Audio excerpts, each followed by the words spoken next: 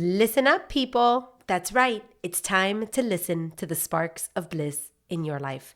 I'm your host and life coach, Caroline de Posada from Miami, Florida. And this podcast is an invitation to join me in upgrading our mindset, wellness, and relationships so that together we create a life that unlocks our bliss. Join me each week as we explore practical strategies, inspiring stories, and the moments of clarity, or as we like to call them, los momenticos, that make the world a little more magical. Consider this your weekly dose of wisdom in your pocket. Are you ready? Let's do this. Hey, listeners, welcome to episode number 26. Today, I want to talk to you about how to shift your energy when you are just having a terrible day or you're in a really bad mood. It's just, you're stuck in that like negative energy loop and you don't know how to get out of it. So that was me yesterday. I was stuck in a nasty negative energy loop. I got to be honest with you. I don't know the last time that I felt that much anger and frustration and just like annoyance. Everything seemed to be going wrong. And it was like catching momentum. I swear. It was like that snowball effect. It's like the moment the universe got the memo that my day had started off crappy, it was like everything presented itself. And, usually I'm pretty good about like getting myself out of those loops and understanding that this is just a moment and you can redirect and you don't have to have I've always had this thing of like, you don't have to have a terrible day just because you have a terrible moment. But the moments yesterday were just piling on one on top of the other. And it just felt like it was just getting worse and worse and worse. I don't know. It was one of those days. So I figured I would share with you my experience and how it went and how I was able to get myself out of it because, even with my work, like it's not a good thing for me to be in a negative energy, like in a spiral of negative energy, because then, it's like body odor, you don't want to go to somewhere where you have like terrible body odor and then people smell you and you're like, wow, she stinks. Well, that's kind of how you are when you have negative energy. You kind of like spew off that energy to everybody else. And I didn't want to have that with my clients. I didn't want to have that, in my day to day, but a part of me just couldn't help herself. Like I was just so frustrated. So I'm going to take you to the beginning. It started in the morning. I was trying to get my kids out of bed. Now you have to understand something. I am in the midst of life with teenagers and it's the craziest thing. But at some point, these teenagers, sometimes I swear they seem to regress instead of progress. And I've heard this to be true. Like I've read a bunch of parenting books and all this kind of stuff. So I know a lot about, relationships with teenagers and all this kind of stuff. And I know what to expect, but it's never the same when it hits in your home as when you like read the theory. So, all of a sudden, my three boys are giving me the hardest time to wake up in the morning. Like the hardest time. They do not want to get up and go to school. And it's just like basic things, So I will admit that we have created some bad habits in the last few months. My kids have gotten used to, especially one of them. One of them has a real hard time getting up in the morning because he's really nocturnal. So that one always tends to be the one that, takes his shoes and his socks in the car. He takes a blanket so he can sleep in the car. He won't eat breakfast right away because he can't eat breakfast right away because he needs time in the morning to adjust. And before, this was not as big of an issue because, and this is just insane that I'm going to even say this. I don't know if you guys know, I've talked about this in other episodes, but last year we had 3 kids in 3 different schools. So our morning commute was cray-cray. I was probably in traffic about an hour and a half to 2 hours every single morning between one kid and the other. And the problem was, or it seemed like a problem at the time, but actually now looks like it wasn't so much of a problem. But the problem was that in order for me to make it from one school to the other school on time, one of my kids had to get into the car with me at 6:25 in the morning because he wouldn't make it to his class, which doesn't start all the way till 8 unless he got in the car with me. So he would get in the car with me at 6:25 a.m. and then we would drive my other one to school so that he could be there by 7:05. And then we'd drive from there to his school to get there, fingers crossed by 8 o'clock. Sometimes we wouldn't even make it by 8 o'clock because of the traffic. So it was intense, but that's where the habits began, because that's why he would bring the blanket and he'd bring his shoes and he would just get comfy and he would sleep from 6:25 all the way until, 15 minutes before or 10 minutes before I was going to drop him off at his school. And then he'd get up and he'd eat his breakfast, or he'd put his shoes on, or he'd just get himself ready and he'd go to class. And he got into that habit. And ironically, he ended up liking that habit because he liked the fact that he could get up, get dressed, get his stuff, and then he still had some morning time, like some decompression time to sleep before he got to school. And then this year, the game has changed. Now we all go to the same school. So there's a 15-minute commute in the morning. So now it doesn't make as much sense for him to take his blanket in the car or take his shoes in the car or take his breakfast in the car. But he does it. And they all do it in one version or another. They're all struggling with this morning routine right now, all of them. And I get it. Also, I'm very compassionate about that because I do think that, or I do understand, because I've read a lot of literature on the children's sleep patterns and teenage sleep patterns. I understand from a theoretical perspective that they need more sleep than the sleep they're getting. I get it. They are not meant at that age to get up that early and go to school. So it is a real uphill battle. And most days, I'm very compassionate. But we are getting ready for a new transition. My son is going to start driving to school soon. And because he's going to start driving to school soon, we need to just make sure that everybody is doing their part, because it's a different ballgame when you're not going with mom anymore.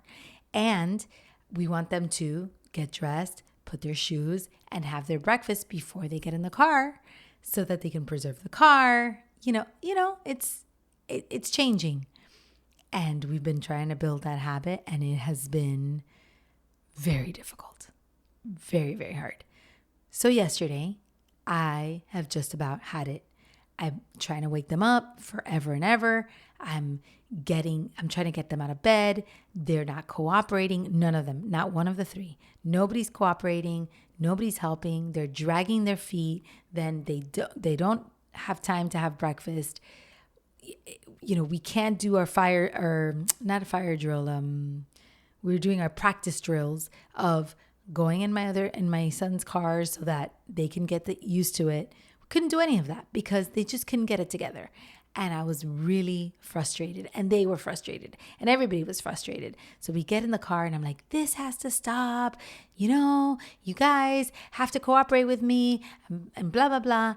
And then all of a sudden, my son says to me, Mom, the only reason you're in this bad of a mood is because you're fasting. Because I was doing my 5-day Rejuva fast. And when he said that, I wanted to strangle him. I was so mad because yes, I'm fasting, but I had felt like I was really doing my part. Listen, you could get cranky when you're fasting. If you're not eating for 5 days or you're having minimal calories for 5 days, you get cranky. That's the way that it is. That's the hard truth. Sometimes you're in a bad mood. You can get moody. You can get irritable. You can be more short fused. I get it. That happens when you're fasting. But that wasn't the reason I was upset. I was upset because we've been trying to get this show on the road for a while now, and we just can't get it off. We can't get the show on the road. So I'm like, I'm not mad because I'm fasting. I'm mad because you guys won't get out of bed in the morning. And then it comes, no, you're always in a bad mood when you're fasting. I was like, oh, so frustrated because it's not true. Okay, sometimes it's true, but it's not always true that I'm in a bad mood when I'm fasting. In fact, I was really proud of myself because I have done a lot of self-work so that I can be in a good mood when I'm fasting, so that I can be happy when I'm fasting. I show up for my community in a big way. I show up for my clients in a big way. Sure, am I as high energy as I usually am? No, but I am doing my part. And here he was, not assuming responsibility, not, owning his part, and just blaming the fast, which then also upset me because they're kind of rebelling with the whole eating healthy thing. That's another issue. I'm telling you, it's like full-blown teenage years, and they think I'm crazy, and the way that I eat is crazy and all that kind of stuff. So they're like, they're really pushing back on me. So of course I think to myself, yeah, they're going to think that this is because I get more crazy because I'm fasting. So, it's kind of like giving them more reason to rebel. Anyway, I totally got in the pool with them. I just got in the pool and I was swimming in the poop, of the pool, and everybody was mad, and it was just a terrible thing. And then the rest of the day became a snowball effect of just annoyances, things going wrong, bad conversations or hard conversations. Like I got, calls about things going wrong in the business. I got calls about things going wrong, with finances. Like there was like all this kind of stuff that was going on. And I was just mad about the whole thing. I was angry. And this is the thing. For some people, this is like every day. For some people, they have jobs. Like my husband he's a criminal defense attorney. So like every day he's like in litigation, I have, a friend of mine is a project manager and an interior designer. And every day she has to deal with contractors and things going wrong in the business and, projects and problems. And there are people that deal with this day in and day out. From when you start your day to when you end your day, you are dealing with problems and negativity and difficult people and headaches, and you're putting out fires, and it could be extremely overwhelming. So how do you get yourself out of that when you have that environment around you? And I will tell you, it takes a lot of self-awareness. It takes a lot of self-discipline, and it takes a lot of tools. You have to have the right tools in your toolbox. So the first thing that I did yesterday was accept. I accepted that I was angry. I was like, I'm just upset. I am. I communicated that to some people. Like I shared that with my assistant. I was like, listen, this is not the best time for me to deal with this situation because I am angry. So I'm going to take a minute. I need you to solve this, or I'm going to get back to you on this. But right now I need a minute. So I kind of accepted where I was at. I acknowledged it. I think that's a big word. It's not only acceptance, but it's acknowledgement. So I acknowledged where I was. I had just had a terrible day. Then I did the best thing that you can possibly do when you are in a terrible, terrible mood, or you're having a terrible, terrible day. You walk. I walked. I got up. I went outside. And I just started walking and walking and walking. I had some business calls I had to make. I made the business calls while I was walking. I spent some time by myself. I, got off my phone for a little while, business permitting. And I just took in the sun. I took in the fresh air. I just walked. I kind of thought a little bit. I decompressed. That is a very important thing for you to do.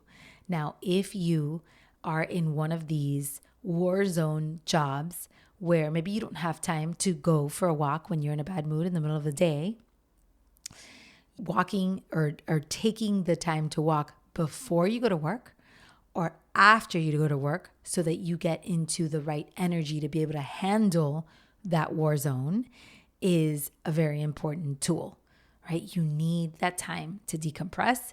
You need that time to get your thoughts in order, and you need that time to bring yourself back to neutral. So that's what I did. I walked. There's a saying that's like, if you are in a bad mood, go for a walk. And if you come back and you're still in a bad mood, go for another walk. Well, that's kind of how I was yesterday. So I did. I also journaled all my thoughts. I just vomited it out. This is a very important tool. And maybe you do this in a different way. I'll give you an example. I have one of my clients. She was struggling with some things and she was having all these things in her head. And she does this whenever she is really just ruminating and stuff and she's just can't get out of the loop. She will text me. She'll send me a WhatsApp of everything that she's going through. So she'll just vomit out all the stuff, right? Write it out. I'm upset about this and I have this thought and I'm scared and I feel like I'm a bad parent or I feel like I'm a bad spouse or I feel like I'm a failure, whatever it is. And she starts journaling to me. And just after she does all of that, without anything changing, just to let it out and get it out of her body and send it to her coach, she feels better. She's like, man, I cried. She told me the other day, she was writing to me and she says, I cried as I was writing this, but just knowing that I have you to be able to send that to, I feel so much better. So that was another way that you can do that. Just be able to get it out of your body when you are upset and get it all out, even if it sounds ridiculous, even if it sounds childish, even if it sounds immature, just get it out, be yourself, let it out. So that's what I did. I wrote, and I let it out. And then once I had acknowledged and I had taken a walk and I had let it out, I realized I got to get it together. I got to bring myself back to neutral. And in order to bring myself back to neutral so that I can have a good day and make this a moment and not a permanent state, I got to go back to my principles. So I started to recite my principles. Life is rigged in my favor. I accept radical responsibility for everything in my life. Things always have a way of working themselves out. This is temporary. This is just a season that I'm going through. I have the tools to be able to move forward. And I started to bring myself down from that bad day. I started to look at the problems from the light of, if life is rigged in my favor, do I need to worry about this problem?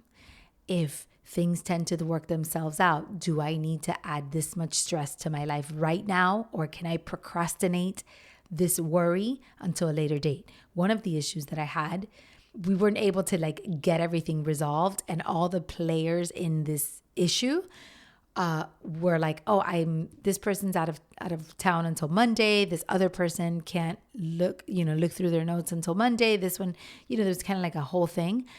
And it was I just said, okay, we're going to procrastinate this until Monday. So I'm going to accept that life is rigged in my favor, that things tend to work themselves out one way or the other.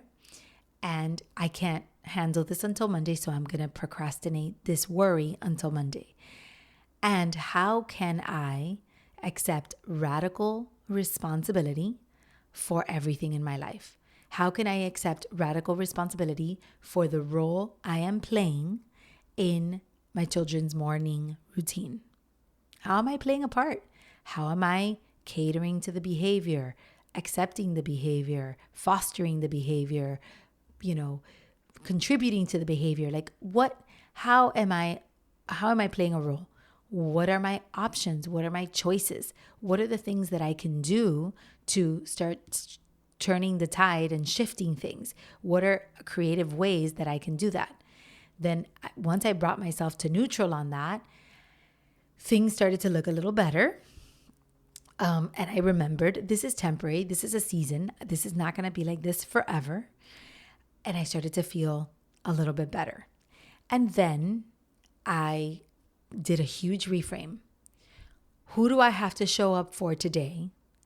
And do they deserve this energy from me? And I know the answer to that. And the answer is absolutely not. They do not deserve this energy from me. So I had to compartmentalize. I had to say, okay, I'm going to put this aside for now. I'm either going to call my coach about it or, I'm going to just deal with it later or whatever, but I'm going to compartmentalize for now. And I'm going to show up in my best, highest service for the people that I am confronting today, because they do not deserve this side of me. And I do not need to be, in a negative spiral. So I took my deep breaths. I brought myself back together, and I wasn't happy. I wasn't in a state of bliss, but I was neutral enough to be able to show up in a big way for my clients. I had coaching sessions. I had a Rejuva Fast call. I had to show up, and I did.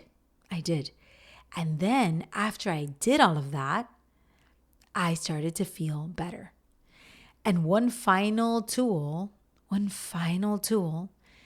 is when you've had a day like that, you let it go when you go to sleep.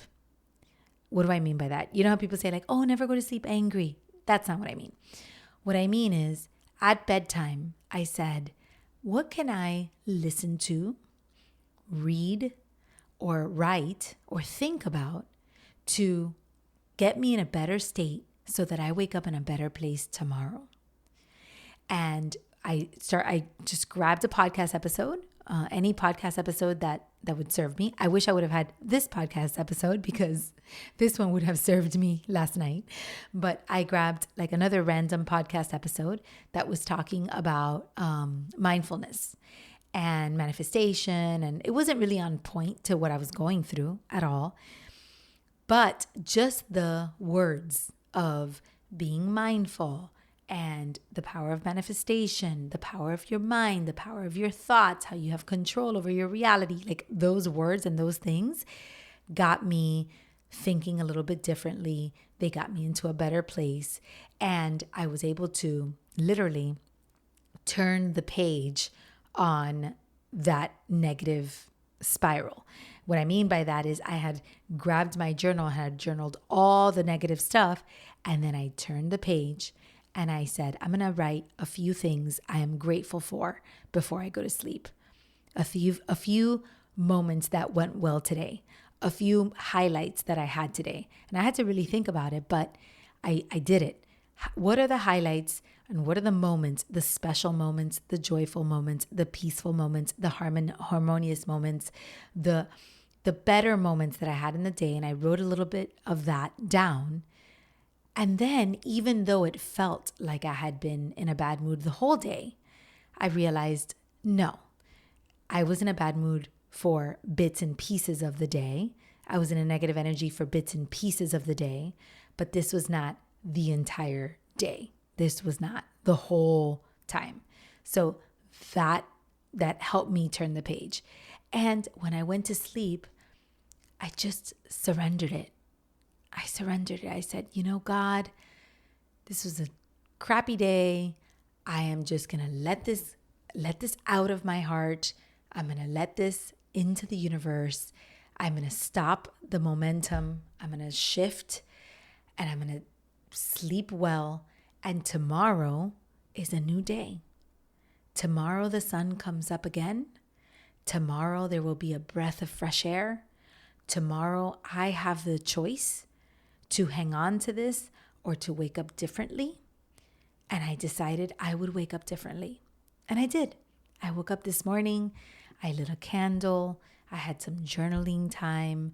I went outside and I got we have these new plants and the new plants need watering every day for 2 months and we don't have sprinklers there. So I got excited about it. It was really early in the morning and I grabbed my hose and I just hosed down the plants and I just took some time, and I feel better. And I'm ready to go. I'm ready to have a good day. I'm ready to be the best version of myself. Now, if you are in a state where you are encountering this every day because of your job, like my friend who I said is every day has to deal with contractors and issues, and it could be a very high intense job, or my husband every day has to deal with big issues, big problems, and it could be a very intense job, then this has to become more of a practice instead of a tool that you get out of your toolbox in the event of like break glass in case of emergency kind of thing. This has to become more of a practice. The practice is accepting the circumstances of the job you have, accepting that it's intense, that it could be problematic, that a lot of things come at you, taking your walks, having time for gratitude, having time for peace, whether it's meditation or prayer or whatever it is, bringing yourself on a daily basis to neutral, and also arming yourself, shielding yourself from what is going to come at you. This is a Stoic philosophy, but the Stoics had this practice. I don't remember if it was Marcus Aurelius who would say this, but he would meditate in the morning and say like, I know that today I need to get you the exact quote, but he would say something to the effect of, I know I'm going to deal with ignorant people, with rude people, with arrogant people, with all this kind of stuff today. And I'm ready for it. And he would like journal it. And then he was so prepared and so ready for all the problems that were coming that at the end of the day, he often would look back and be surprised, like pleasantly surprised. Today wasn't as bad as I thought it was going to be.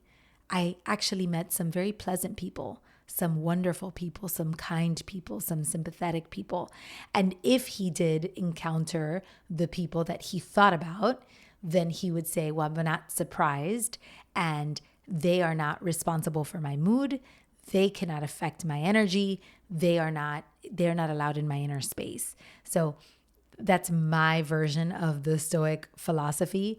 It's, this is like layman's version to Stoicism, but you get the gist of it. Like that's the purpose of the exercise. So if you know that you're going to deal with this every day and you set your expectations and you get ready for it, but you arm yourself, you create like a shield around yourself where you are protected and you are safe and you are neutral and you're going to not let these people get to you, then that practice starts to get stronger.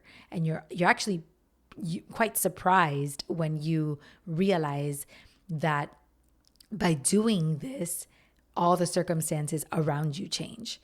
So, I noticed yesterday that as soon as I got into a negative spiral, all the energy around me started being more negative.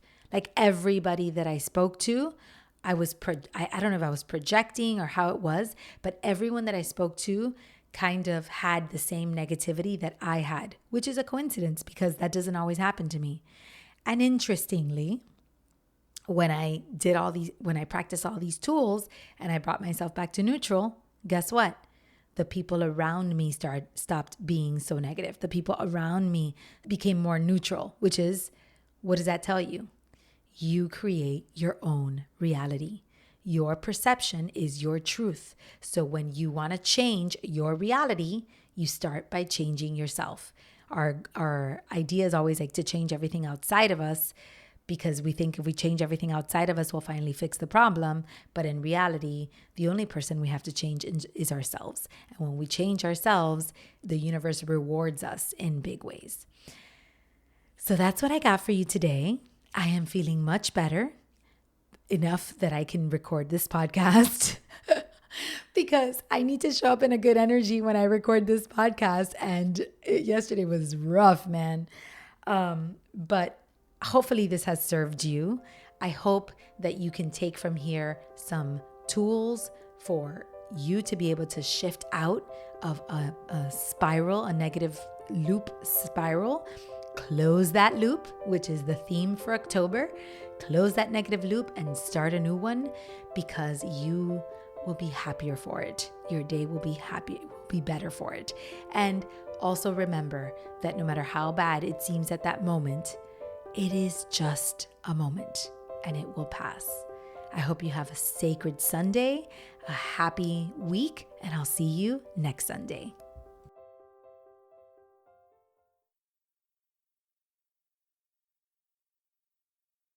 That's it for today's episode. Thanks so much for being here. I am deeply, deeply grateful for this time to connect. If you're loving this podcast, I'd love if you could support me by subscribing, rating, and/or leaving a review wherever you listen to podcasts. Those reviews help us so much. And if you know of someone who could really use a voice like mine in their head, please share this with them and let them know how much you care about their bliss. Now, if you are feeling called to dig deeper and really work on elevating your mindset, wellness, and your relationships to create a healthier, happier, and more meaningful life, then I invite you to schedule a 60-minute complimentary consultation with me. Let's have a meaningful conversation and see if working together is in our future. You can find the link to the calendar of consults right there in my show notes, but you can also connect with me on my website, carolinedeposada.com, or just send me a DM on Instagram @CarolineDePosada. Like my friend always says, the project is big and you're a part of it. So thanks for being here.